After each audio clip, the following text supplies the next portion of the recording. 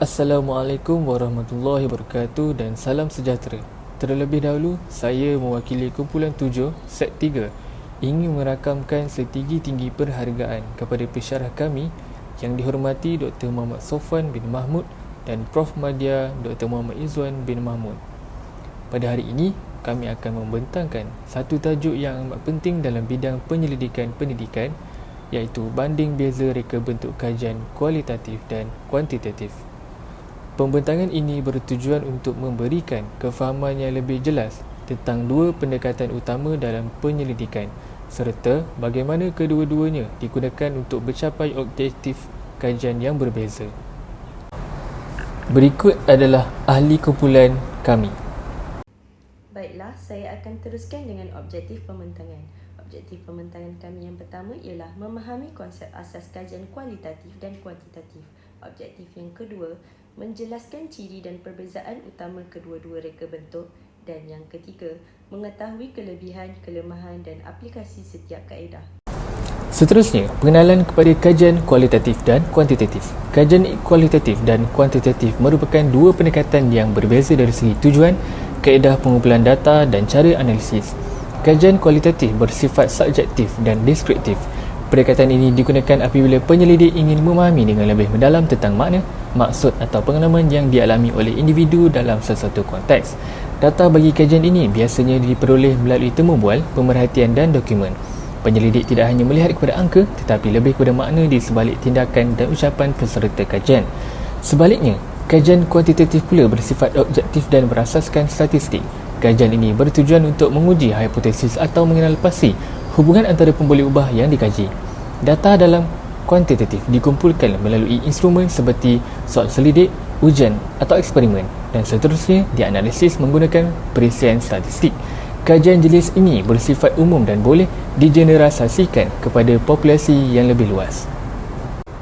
Baiklah, saya akan teruskan kepada ciri-ciri kajian kualitatif. Kajian kualitatif mempunyai beberapa ciri utama yang membezakannya daripada kajian kuantitatif. Pertama, data yang diperoleh dalam kajian ini berbentuk teks seperti naratif, catatan lapangan dan transkrip temu bual. Data ini bersifat mendalam dan kaya dengan makna. Kedua, saiz sampel dalam kajian kualitatif adalah kecil dan dipilih secara proporsif, iaitu berdasarkan kriteria tertentu yang ditentukan oleh penyelidik. Tujuannya adalah untuk mendapatkan peserta yang benar-benar relevan dengan isu yang dikaji. Ketiga, kaedah pengumpulan data dalam kajian kualitatif selalunya melibatkan temu bual mendalam dan pemerhatian sama ada secara langsung atau tidak langsung. Keempat, proses analisis data dilakukan secara induktif, iaitu penyelidik mengenal pasti tema, pola dan kategori daripada data yang telah dikumpulkan. Teknik analisis yang digunakan termasuk analisis tematik dan naratif. Akhir sekali, kajian kualitatif menumpukan kepada pemahaman yang lebih mendalam terhadap sesuatu fenomena, bukannya mencari hubungan statistik atau membuat generalisasi.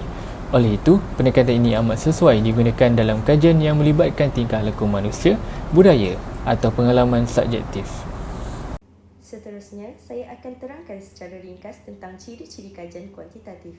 Yang pertama, data yang dikumpul berbentuk angka dan statistik. Ini bermaksud maklumat yang diperoleh akan dianalisis secara kuantitatif menggunakan nombor, bukan berdasarkan pendapat atau pemerhatian semata-mata.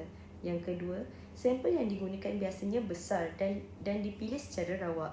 Ini penting untuk memastikan data yang diperoleh mewakili populasi dengan lebih tepat dan mengurangkan bias. Yang ketiga, alat yang sering digunakan dalam kajian kuantitatif ialah soal selidik, eksperimen dan skala Likert. Alat-alat ini membantu mengumpulkan data secara sistematik dan boleh diukur. Yang keempat, analisis data dijalankan secara deduktif dan menggunakan kaedah statistik seperti perisian SPSS serta ujian seperti regresi dan ANOVA. Ini membolehkan penyelidik membuat rumusan berdasarkan data yang dikumpul.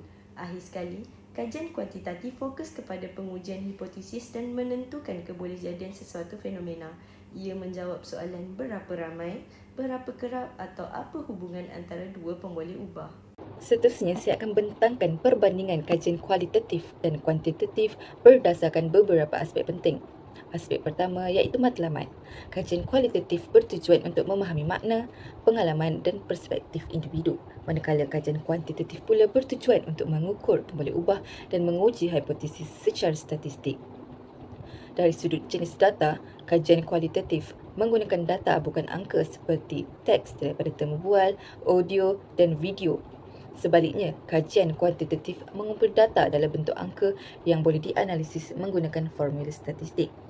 Bagi kaedah pengumpulan data, kajian kualitatif menggunakan kaedah seperti temu bual, pemerhatian dan analisis dokumen.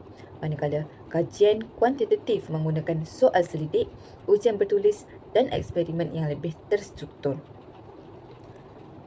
Bagi analisis data, kajian kualitatif menggunakan analisis tematik, pengekodan dan interpretasi. Bagi kajian kuantitatif, analisis data menggunakan analisis statistik seperti mean, kolerasi dan regresi. Dari segi pendekatan, kajian kualitatif bersifat subjektif dan meneroka secara mendalam, manakala kajian kuantitatif bersifat objektif dan lebih sistematik serta boleh digeneralisasi kepada populasi lebih besar.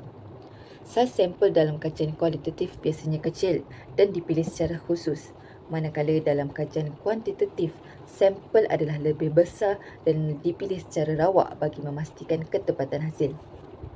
Untuk hasil kajian kualitatif hasilnya lebih mendalam dan terperinci tetapi tidak digeneralisasikan. Bagi kajian kuantitatif, hasil kajiannya boleh digeneralisasikan kepada populasi lebih besar. Akhir sekali, kesesuaian.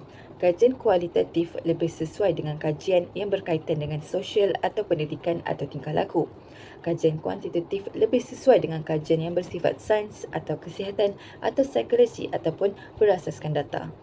Seterusnya, untuk slide ini, saya akan membandingkan kelebihan dan kelemahan bagi dua jenis kajian iaitu kualitatif dan kuantitatif. Yang pertama, kajian kualitatif. Dari segi kelebihan, kajian ini memberi pemahaman yang mendalam terhadap isu sosial terutamanya berkaitan pengalaman dan perspektif individu. Ia juga fleksibel, membolehkan penyelidik terbuka kepada penemuan baru yang tidak dijangka. Namun begitu, ada juga kelemahan.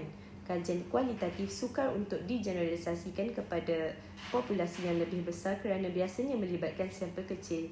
Selain itu, terdapat risiko bias dari penyelidik kerana tafsiran data sangat bergantung pada pandangan individu. Seterusnya, kajian kuantitatif. Dari aspek kelebihan, hasil kajian ini boleh digeneralisasi terutamanya apabila menggunakan sampel besar.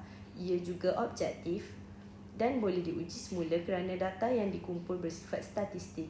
Namun, antara kelemahan kajian ini ialah ia terhad kepada pemboleh ubah yang diukur sahaja. Ia juga kurang memberi pemahaman tentang konteks dan pengalaman yang lebih mendalam.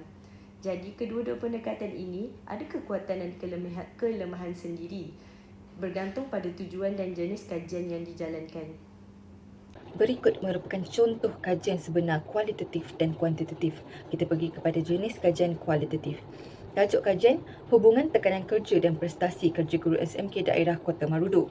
Reka bentuk, kajian kolerasi. Kaedah yang digunakan adalah soal selidik di mana seramai 217 orang menjadi responden. Dapatan untuk kajian, tekanan kerja beri kesan signifikan terhadap prestasi kerja guru. Seterusnya, jenis kajian kuantitatif. Tajuk kajian, persepsi guru terhadap pelaksanaan pentaksiran bilik darjah di Kelantan. Reka bentuk, temu bual separa berstruktur. Kaedah yang digunakan adalah temu bual di mana seramai 8 orang guru ditemu bual. Dapatan hasil kajian, guru hadapi kekangan masa, ketidakjelasan pelaksanaan PBD. Kesimpulannya, reka bentuk kajian kualitatif dan kuantitatif masing-masing mempunyai kelebihan tersendiri bergantung kepada objektif kajian. Kajian kualitatif sesuai untuk memahami sesuatu isu secara mendalam, manakala kajian kuantitatif lebih sesuai untuk mengukur dan menguji secara statistik. Pemilihan reka bentuk yang tepat akan membantu penyelidik mendapat pendapatan yang lebih bermakna dan menyokong matlamat penyelidikan secara berkesan. Dengan memahami perbezaan ini, penyelidik dapat merancang kajian dengan lebih teliti dan berkesan.